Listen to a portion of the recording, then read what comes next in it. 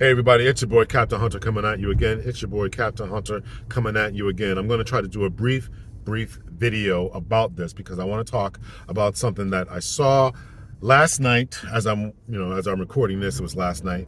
It was a bunch of educated brothers, good brothers, Green Gorilla, PhD, BGS Ibmore. I think that stands for Black Gnostic Speaks, introspective men of reform, black introspective black men of reform, excuse me.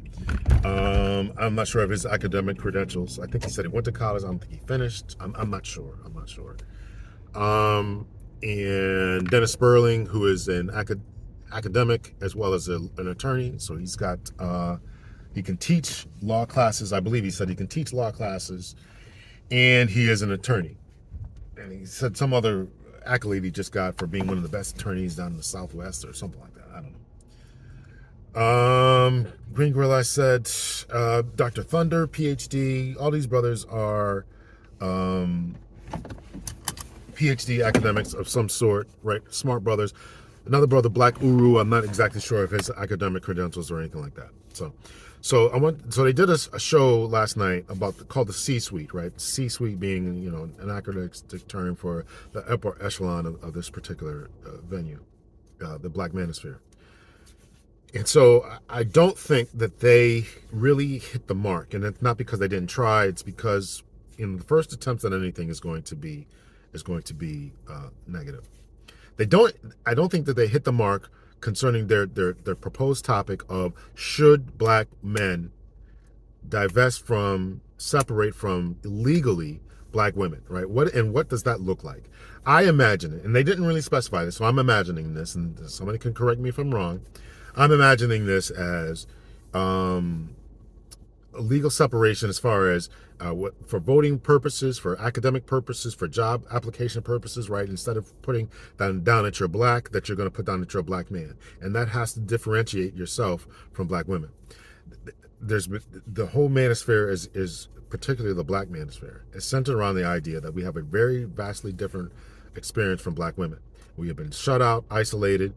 Many of these accoutrements that were supposed to go to black men, in particular, following the Moynihan report, the Kerner Commission, went to black women in the form of civil rights and the passing and the inclusion of the word sex.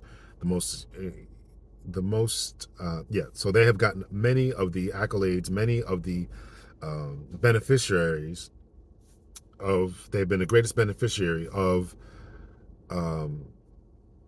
the civil rights movement, and black men are sick of it. They're tired of it.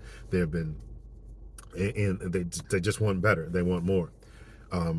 Dr. Thunder on the show brought up the fact that there's a 20,000 more members of black females in academia than black men. So we have to do something about this, right? This is a problem that we really should be looking to do.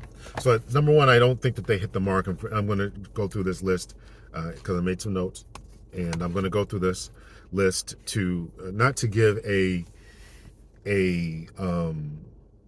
negative review of it per se, but to say that I just think that it should have been and could have been a lot better. First of all, a lot better organized. I don't think the questions were, the moderator, I forget his name.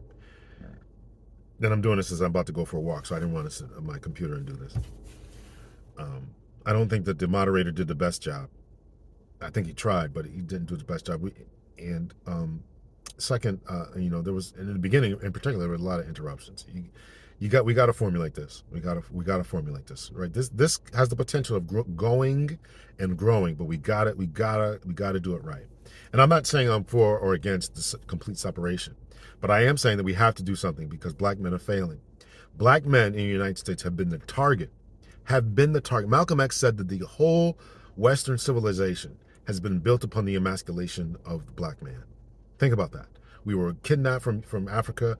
Our secondary class, probably even tertiary class citizenship was centered around the idea that we were not men and that we were not worthy of voting, of education, of entering into certain jobs, and that has been the vast history up until the civil rights movement, right? And when people talk about, all these different bills were passed, last one 68 or so, you talk about, I was born in 73.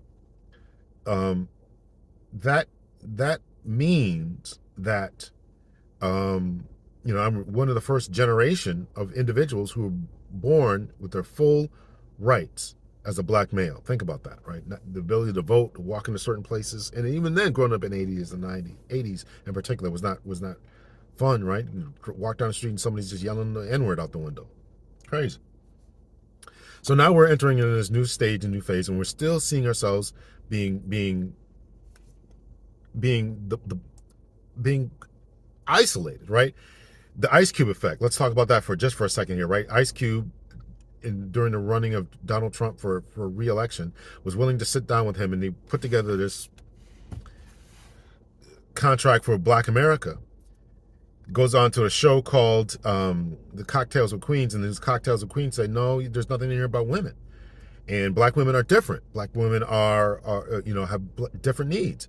And Ice Cube says, when we mention black people, we're talking about black women. Oh no, we're not. This is what they said, and they later retracted it. But it's out there, and it's what you think, and it's what you feel. Not long ago, I meant to do a video about this, but I got so busy I just never did it. But there was a video out there floating around of renowned talk show pundit, former Fox News host, oh gosh, what's her name?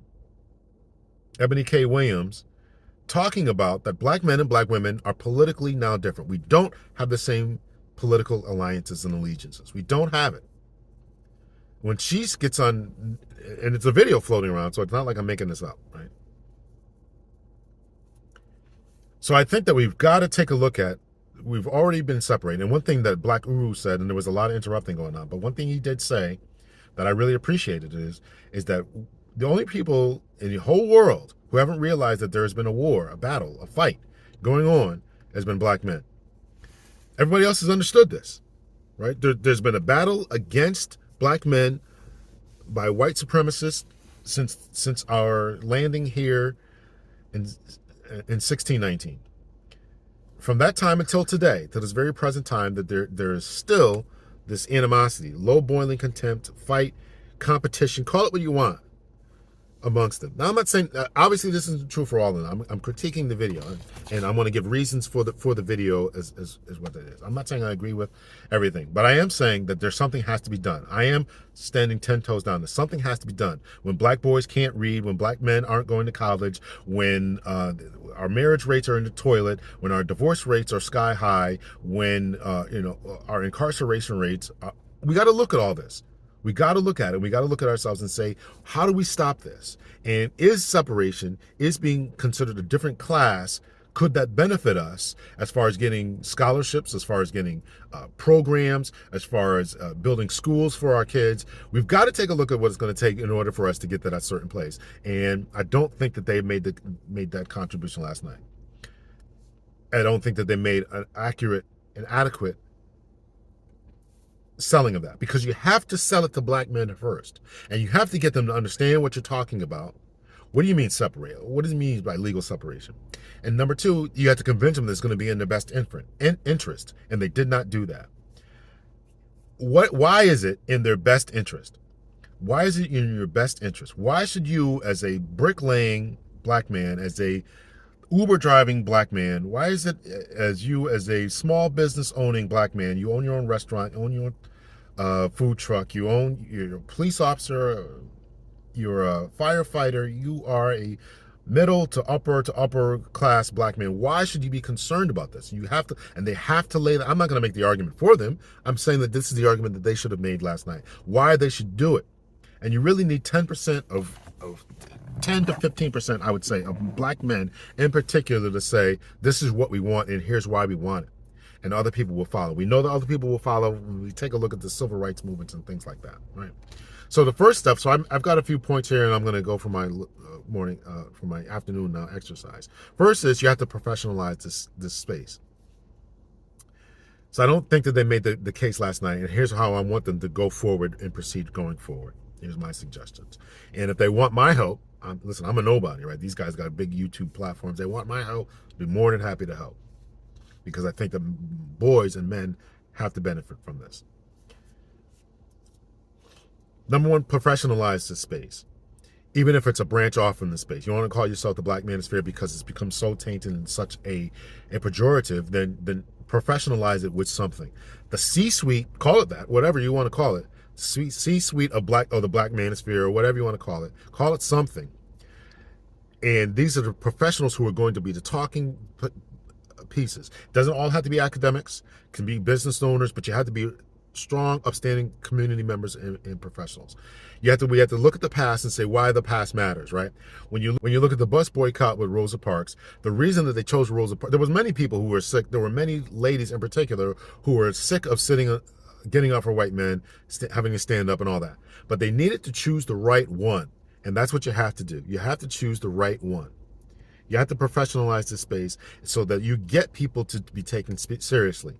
Whether it's online or offline, you have to put forth a professional image that everyone can be proud of and say they are representing all of us as they speak, as they talk, as they lecture, as they put together presentations, as they go before Congress, go before whatever they're doing. You have to professionalize this space, right? You have to do that, right? So lawyers won't want to stand behind you, etc. You have to professionalize this space or create another space. I think you have to take this conversation offline. You have to take this. The platforms are good. I don't have any problem with the platform as far as doing what they have to do, but the platform it has to be professionalized and it has to be taken offline. You have to have these conversations where we can meet, talk, interact, bounce ideas off each other, and get to this place, right? Because as long as we're doing it, it's going to be criticized, critiqued. You're going to get all kind of input from all kind of different crazy places, and it's not going to be good. So take the bulk of the conversation offline. Nothing wrong with telling people what we're doing, filling things in, doing other things, but you have to take it offline, right? Professionalize the space. Take it offline. Again, we have to learn from the past. You can't have one leader, right? We know that it's going to be infiltrated. The Black Panthers were. We know that they're going to come after us. We have to take a look at MLK. We have to take a look at Malcolm X, Fred Hampton, all these different civil rights pioneers, the feminist movement. We have to take a look at what they were successful at and what they did wrong. Abortion, the complete unionization movements, all of these different movements. We have to take a look at what they did right, what they did wrong, and we have to gear ourselves for the future and for a fight. If you want to do this, if you want to legally separate, you have to gear up for a fight. And the most stringent, sturdy, harsh argument is going to come from other Black men.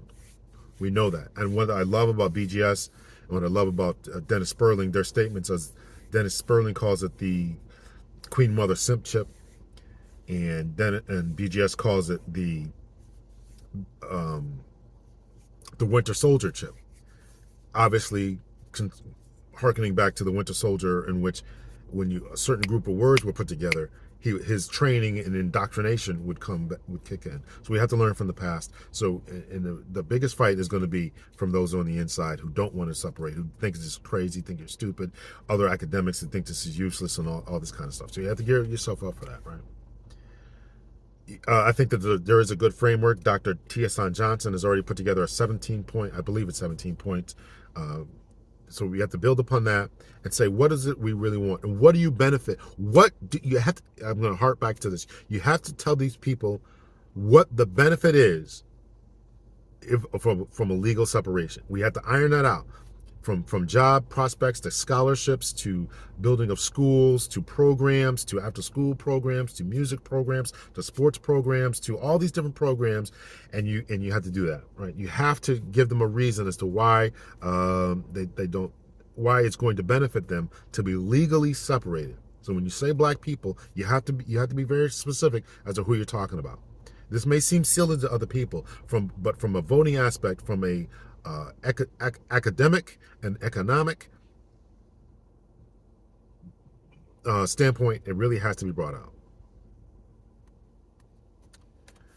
Next point here is right. You have to be willing to work with other individuals. We're not going to get this done as simply as black men. We probably can lead it up, but you're going to have to talk to frats. You're going to have to talk to white people, white males. They're suffering the same problem, right? Richard Reeves wrote a book, consider white women who agree with you. Susan Vanker, all these different types of people, and say that there is a problem with men. There is a problem with black men in particular, and we need to all address it. You have to look for allies in this. You're not going to be able to do it alone, right? You're going to need to be able to finance this. Why should people give up? Why should people who risk being fired because you want them to show their faces and put their CVs on the line? You're going to have to figure out a way to fund this. There are many super chats given last night that any of it go to the individuals who were on the show. I think that it was, I think that you're going to have to figure out a way to finance this. Government grants, I don't know, but you have to figure it out. All these super chats that come in, you got to not only pay the individuals' bills, but you got to pay people to do research and to figure this out, right? You need there's already vast studies. We can already quote the books, get the studies, Tommy Curry study. We can already say this, but we have to show them. You have to put it together in a literature review and write it and say, this is why we should do this. We need to convince policymakers, that's politicians, policymakers, mayors, legislative members of state, local, and federal governments, why this is important. You have completely obliterated numerous communities throughout the United States. The undereducation, the underperformance, the deliberate taking of resources away from black men to give it to white women has completely destroyed our communities and our culture. That case has to be made and say that we need to turn this around for the sake of all black men. We need to do this. If this is if the numbers are bearing out, and I think that they do, I think that we can show this, right? This is a problem that we need to confront. Military readiness, police officers. We need more black carpenters, more black entrepreneurs, right? And you have to show them why this is essential for black men.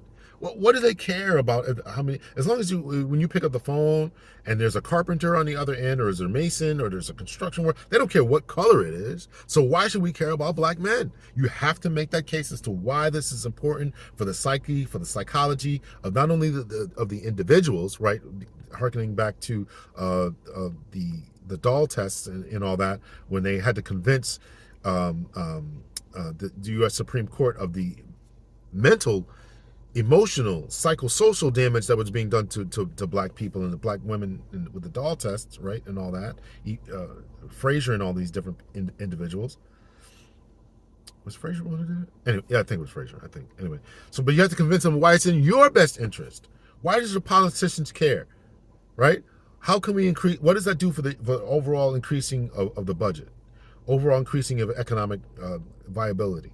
So you have to do that. And one of the things you have to show them is military readiness. You need more police officers, right? You need more entrepreneurs. You need more. You have to convince. You have to come up with cogent arguments that they care about, not you. That they care about. Why should they separate? Why should they separate black men from black women? We don't care. Why should a divorce attorney? Why should divorce attorneys care about the destruction of black households? They don't. Because it's more money in their pockets. So how do you get them to? How do you get anyone to be convinced that this is the way we need to do this? You have to convince them to do this. I talked about citing other individuals, working with other individuals, right? Richard Reeves' book, Susan Vanker, Jordan Peterson, reputable people. You have to quote scholars and reputable people in order to get them on your side. And them to stand up for you and you to stand up for them. And this is an essential, this is important to save the country. This is important to save marriage. This is important to save the community. This is important to save economic viability of the black neighborhoods. This is important to keep people off of the prison rolls and to keep them viably and mentally, emotionally, psychologically stable members of the community. You have to do that from that angle. You're going to need a multiple pronged approach. You're going to have to deal with law enforcement. You're going to have to deal with military personnel, fire personnel, legal experts. You're going to have to do this from an academic approach from all different disciplines, from psychosocial to we need, chemistry individuals. So we need more chemists. In order to do that, you can't just say, fill out a box and say, okay, you're a black woman who's entering chemistry, because that does not encompass black people, black men. They have said, not all black women, not all black women, and not all black men feel this way. Obviously, I need to say that. But they have said essentially, the Queens of Cocktail have said essentially, we're not them and they're not us. A few years later, Ebony K. Williams comes along and says we have different voting interests. So when I go to fill out an application, and when I watch a TV show and there's one black female on the show, that is not encompassing inclusion, because we are separated, because they said so. And now we want that same separation. See how this works? This is why, this is all things that we need to get to. I recognize you can't do it all in one night. But these are things that we need to convince other people that this is important. Appeal to policymakers. Again, boys can't read. There's not enough academics. 20,000 members, according to the show. 20,000 more black females than black males in professional academics circles. This is crazy. We got to do something about it. All right. Dr. Tiasan Johnson tells a story, and he said this on his podcast, so I'm going to say it again. Tells a story about him sitting in meetings talking about they're going to hire a certain individual, and the women, in particular black women, saying that we are going to hire only black women for this position. I'm only going to... It can't be legal to say that. And this shows a direct problem with not choosing the... Somebody's just rolling over grass here, just crazy. Not choosing the most qualified applicant. And if they're bold enough and brazen enough to say that, so he's in the room and they're saying this, they don't care about what the school policy is or state law or federal law. They don't care. No, this is not every black woman. No, this is not indicative of this. No, I don't want to go down this road. No, I don't want to separate. No, I don't want to do this. But what does it take? What will it take for a woman like that not to make the statement that she did? What will it take for Ebony K. Williams to not to acknowledge that there is a separation of voting interests between black men and black women? What will it take for people like the Queens of Comedy not to do what they're not the Queens of Comedy, the Queens of whatever they are, whatever queens they are, to go on the show and say the Ice Cube effect and say, no, this is not a problem? What will it take? Or we're not a part of the black community. What will it take? What will it take for our boys to be able to read? What will it take? And if it takes separation, then that's the route we got to take. If it's going to take physical, academic, not physical, but if it's going to take academic, voting, professional separation, then that's what we have to do. You have to lay out an action plan to figure out what that's going to take, what it's going to look like, and what the end result is. A 5-year plan, 10-year plan. I recognize they couldn't fill all this out in the last show, but this is the first attempt, and we have to make it work. We have to make it do what it do. We have to strive for more, strive for better, and all that. I know there's going to be other critiques of it, but that's my take of it. That's my take, and I want to make it better. I hope that this does not come off as negative, because I think that these brothers are smart, and I think that if anybody can do it, it is them. They want help and all this kind of stuff. You have to be able to I can certainly help, but you have to be able to compensate people for their assistance. Nobody's going to do anything for free, and you have to convince these people to do it, right? Because now we know that there's a passport movement, so there's already a separation that's going on. There's already a separation going on. It's just not a legal separation. When you got passport brothers going overseas, traveling to get wives or doing whatever they're doing over there, they don't want to be around women. And instead of everybody else asking the questions about why, they're just moving. So they need to figure out why. So they need to figure out why they're moving, why they don't want to be around. And I can't believe that it's not more of an emergency. Dennis Sperling said last night that it is an emergency. It could be an emergency when millions of dollars are being brought overseas, but I don't think Passport Bros is that big yet. And if they're bringing over wives, it's not a problem at all. It's probably just a benefit because you're going to come over here with a wife, multiculturalize the society even more, put the kids in school or public school or whatever. It's just a benefit. But if everybody's flocking from the United States, or everybody's leaving, then that's going to present a problem. It's got to already be a problem for military readiness. I'm sure that military readiness is already down. Viable male candidates, right? It's crazy. It's crazy. It's crazy. I know that policing is not there as far as the numbers. Recruiting is down all across the country, from all races and walks of life. There's an initiative called 30 by 30. 30% law enforcement should be female by the year 2030. That's what their initiative is. We got to do the same thing, something for black male police officers. It's a problem. It's a problem. It's a problem. Our boys can't read academic scores. You can't just say leave it to themselves. That's such a terrible way to go about things. To be so selfish. How we go from Malcolm X, Martin Luther King, Medgar Evers, Frederick Douglass, all these people who put their lives on the line. Marcus Garvey, all these people who put their lives on the line, and we go to a generation of men who just say, I'm just going to go overseas. After this. You got to fight. All these things that I talked about were fights. Civil rights was a fight from the 1860s. That's when the first civil rights bills were passed in the 1860s and 70s, right? They were all overturned in the 1890s. Till the civil rights movement. All these people put their lives on the line. Bayard Rustin and all these other individuals. Fannie Lou Hamer, men and women, put their lives on the line for black people. The Black Panther Party for self-defense. The Deacons of Defense.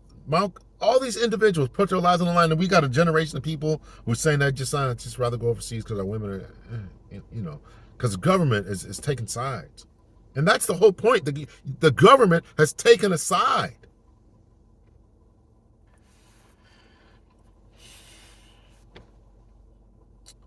There had some excellent points. I didn't write them all down. I wanted to just kind of do this as an impromptu.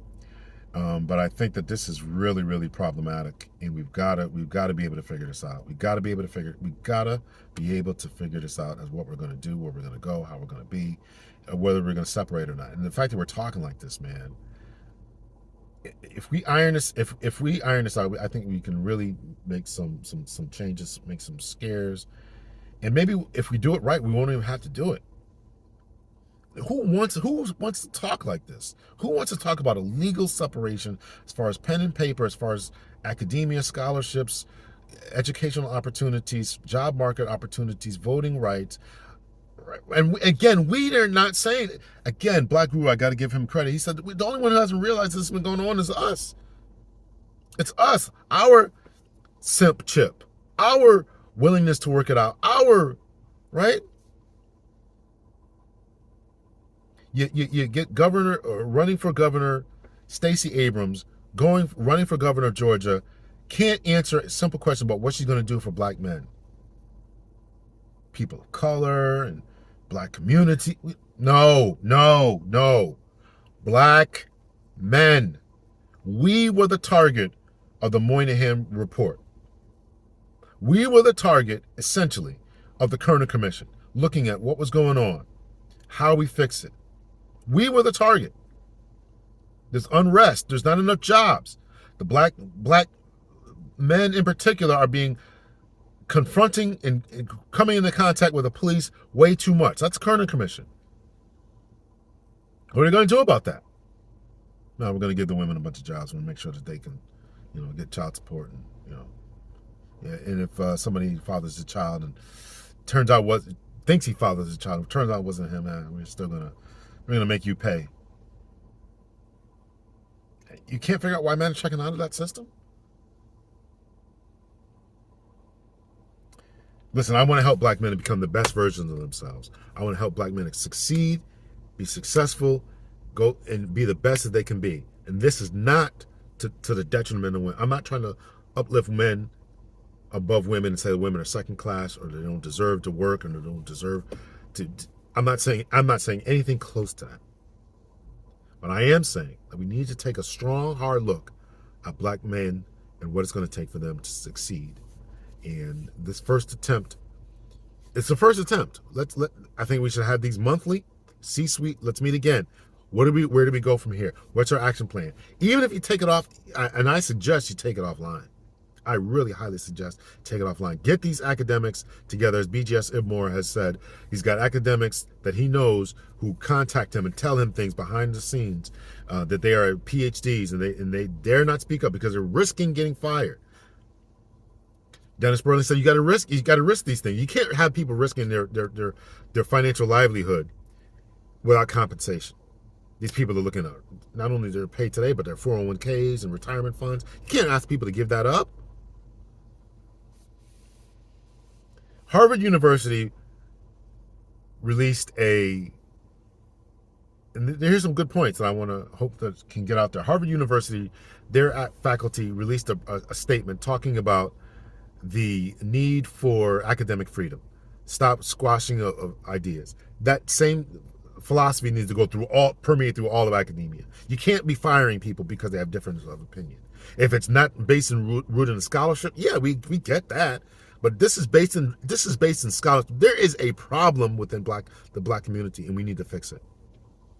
You can't fire people because they want to bring it up. DEI initiatives were about diversity, not only of persons, should be about, let me say it this way, should be about not only diversity of persons, whether you're from Asia, from Africa, from Europe, whatever ideologies or whatever racial presentation that you have, should not, that's great, we get these people in, but you got to have diversity of thought as well. Diversity of thought has to be in there.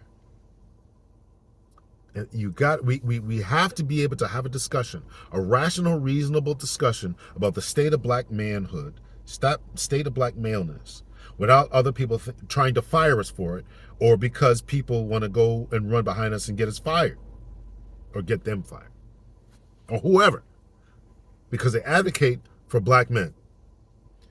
Advocating for black men is not saying that we think that black women or white men or anyone else is undeserving or whatever. But there is, everybody knows that there is a problem. And we have to fix it. So listen, I've ranted for enough. So the information is out there. We need to solidify it, codify it, bake it, massage it, all this kind of stuff so we can get it to where we want it to be. And I hope and I want this not to be something that we need. But if we need it, we need it. Abolition, abortion, civil rights, unionization, all of these were fights. They were fights. Somebody has to fight. Somebody has to fight for our men and for our boys. And if everybody else can go to the government and say, we want a redress of our grievances, we want scholarships, we want funding, we want grants, we want Title IX, we want all these different stuff. We want this to help enhance our communities, to help our self-esteem, to give us a leg up, to give us a competition. We want that. You got to read the book. When affirmative action was white, nobody does it on their own. Listen, I've ranted enough. Let me know your thoughts, your opinions. Where do we go from here? And it's up here. Check it out. I'm going to make sure I add these brothers because I think they did a good job. Much love and peace.